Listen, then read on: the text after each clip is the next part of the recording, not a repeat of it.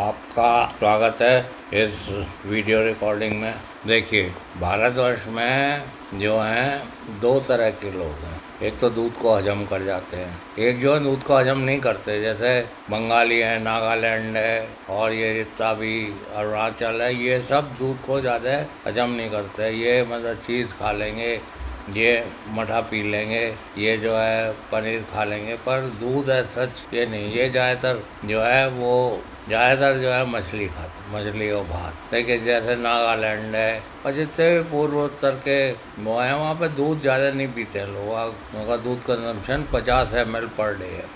यही हाल गोवा में। आपने ये भी देखा होगा कि बंगाल में आप जाएंगे, बंगाली मिठाई मिलेगी, सफ़ेद रसगुल्ला। सफ़ेद रसगुल्ला क्या होता है? सफ़ेद रसगुल्ला ये है कि उसमें से लैक्टोज निकाल दिया, क्योंकि वो लैक्टोज से उनको इंडाइजेशन हो जाता है, तो वो कहते हैं सब बंगाली मिठाई है कि उनमें एक लैक्टेज एंजाइम होता है, वो एंजाइम लैक्टेज एंजाइम नहीं होता। जैसे पंजाब है, वहाँ तो 1.5 किलो दूध चाहिए हर एक को, उनमें लैक्टेज एंजाइम है खूब। यूरोपियंस में भी है, अरेबियंस में भी है, और जितने साउथ ईस्ट एशिया में है इसमें लैक्टेज एंजाइम नहीं है। फिर दूसरी बात यह है कि जहाँ जहाँ ये मुर्रा बफेलो है वो जो है हरियाणा में है और पश्चिमी उत्तर प्रदेश में, यहीं से पूरी दुनिया में जाती है, कुछ पाकिस्तान में। हमारे देश में करीब 100-150 मिलियन बफेलो, 200 मिलियन का हो। तो बफेलो में मतलब पहले बफेलो में ऐसा है कि वो जो गन्ना होता है उसका टॉप जो होता है उसको खिलाते हैं वो लोग, और उस पर बहुत अच्छी तरह रह जाती है। और एक एक आदमी जो है करीब 100 लीटर दूध निकाल लेता है। दूध की कॉस्ट भी 70 रुपये है, पर वो सीजनल होता है। जैसे जब आलू होता है उस वक्त तो वो दूध काफ़ी होता है। अब जैसे आजकल ये सितंबर है तो अब वो भैंस ब्याह रही है। दूसरी बात मैं ये भी बता दूं कि सीजनल तो होती है, इनका जो प्रेगनेंसी होती है 10 महीने की होती है, और इसलिए ये 1-2 बार बच्चा देती हैं। पहले से साल ये अक्टूबर में दे देंगी, फिर दूसरे साल नवंबर दिसंबर में दे देगी, फिर तीसरी साल जो है जनवरी में दे देगी, फिर ये बच्चा नहीं देगा, क्योंकि ये सीजनल होती है। जब दिन की लंबाई कम होती है तभी ये ब्रीड करती है। एक तो 10 महीने वाली बात हो गई कि 10 महीने का होता है। दूसरी बात यह है कि ये काफ़ी समय तक रहते हैं। एक ट्रेनिंग में मेरे पास आए थे, वो बता रहे थे कि हमारे यहाँ साहब एक भैंस है, वो 28 बार ब्याची, और एक ब्यात में करीब 400 kg के करीब घी भी दे देती है। जो अच्छी भैंस है, अब तो सब अच्छी भैंसें हैं, जो खराब भैंसें होती हैं वो तो बिक जाती हैं। जो अच्छी भैंस मतलब ये होता है वो 15-20 लीटर दूध दे रही है। तो AI होने की वजह से 15-20 लीटर वाली भैंस काफ़ी हैं। और ऐसा है कि इनमें एम्ब्रियो ट्रांसफ़र नहीं होता, इन भैंसों में एम्ब्रियो ट्रांसफ़र होता नहीं है। भैंस का इंस्टीट्यूट है हिसार में, जो उसका रिसर्च इंस्टीट्यूट है, तो आप देख सकते हैं वहाँ पे वो लोग ब्रीड करते हैं। इसका सीमेन भी अवेलेबल है। इनमें रिपीट ब्रीडिंग की इतनी प्रॉब्लम नहीं है। अगर इसमें अच्छा भैंसा रखता है या मतलब 1-2 बार AI करने से ये रुक जाती है। तो ये तो इनका की बात हो गई।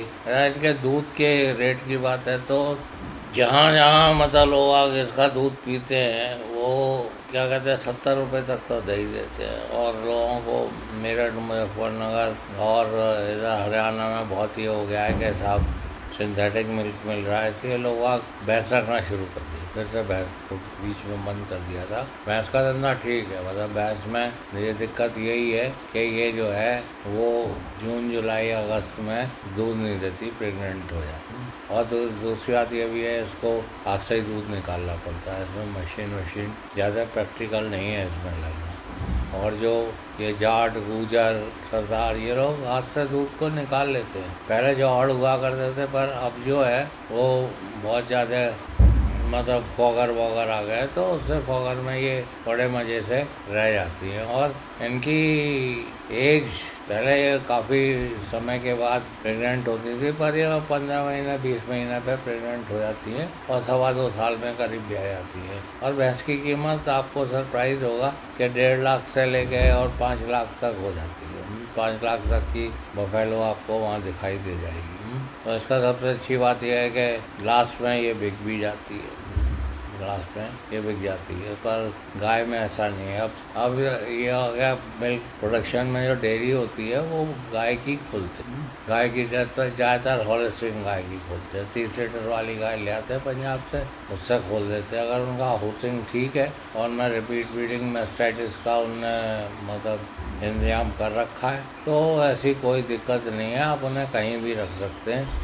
इसके लिए 90 313 70 154 ये हर्षवर्धन जी है, इनसे बात करिए। इन्हें रख रखी है वहाँ पटना में और अच्छी तरह फल फूल रहे हैं। 300 लीटर दूध पैदा कर देते हैं ये, और 40 रुपये इसकी कॉस्ट मिल जाती है। देखिए, लोग कहते हैं कि साहब वो कितना दूध देगी, कितना दूध देगी, कुछ नहीं होता है। जो अच्छी गाय हैं तो वो 400 kg के करीब फैट दे देती है एक ब्याज पे, मतलब 10 महीने में 400 kg। चाहे वो हॉलिस्टीन भी हो सकती है, फ्रीजन भी हो सकती है, इसका क्रॉस भी हो सकता है, ब्राजीलियन गिरी भी हो सकती है। तो अब मतलब ऐसा ही है कि जो लोग गाय रख रहे हैं और मिल्क मशीन से ये कर रहे हैं, 40 रुपये लीटर वो बेच लेते हैं और वो सुखी हैं। मैं कॉस्ट ऑफ प्रोडक्शन भी बता दूं, मैं रिटायर्ड प्रोफेसर हूँ और मैं गाय रखता हूँ। मैं गांव में भी रहा, मैं फार्म पे भी रहा, विदेश में भी रहा, पढ़ाता रहा। मैं ज़्यादातर डॉक्टर नहीं हूँ, मैं मास्टर हूँ।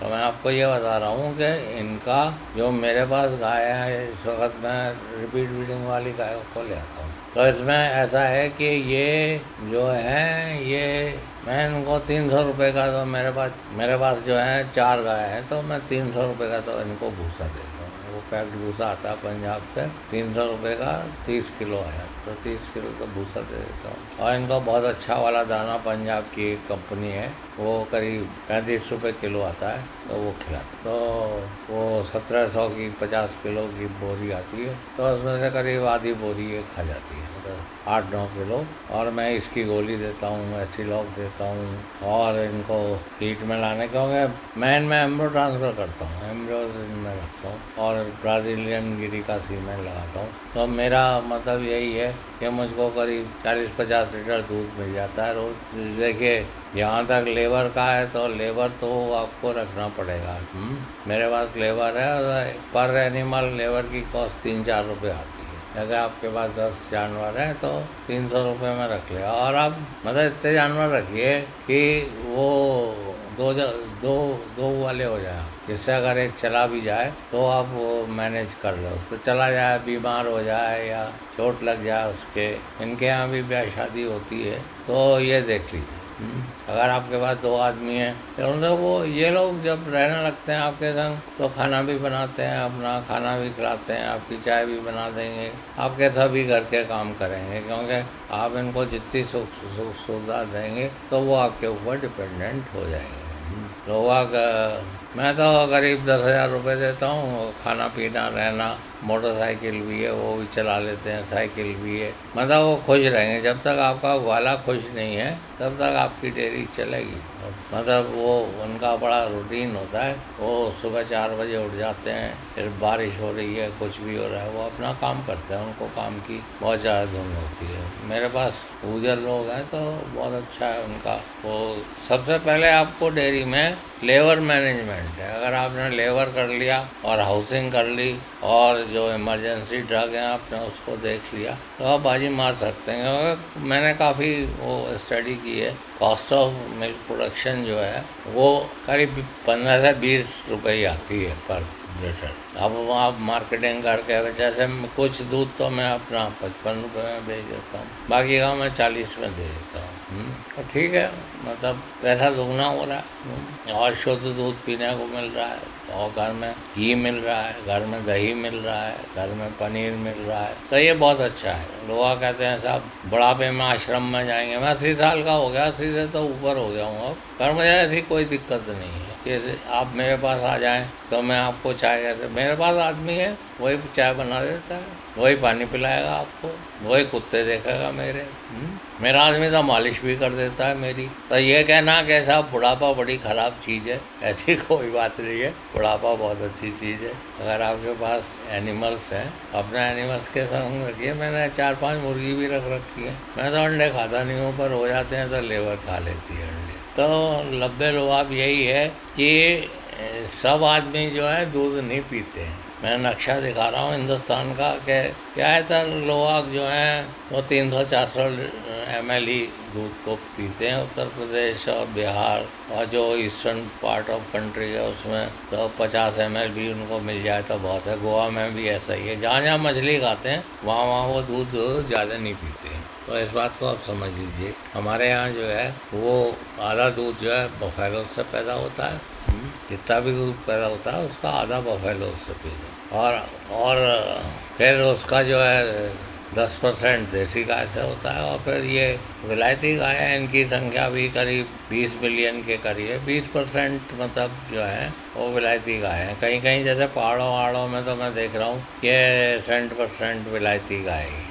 देसी गाय को अब कोई रखता नहीं है। देसी गाय जो है वो यूनिवर्सिटी ही रखती हैं या आश्रम में रहती है। एक आध लोग रख लेते हैं पर फिर वो भी क्रॉस हो जाती है उससे, जर्सी से, साहिवाल से। तो संदेश यही है कि एनिमल्स के संग रखिए। जब आपकी जेब में दूसरे को पैसा है देने के लिए और आपके पास खाना है और आपके पास कुछ देने को लोग आ गए तो आप लाइफ को एंजॉय करें। और आप जब तक मांगते रहेंगे तब तक जो है आप दुखी रहेंगे।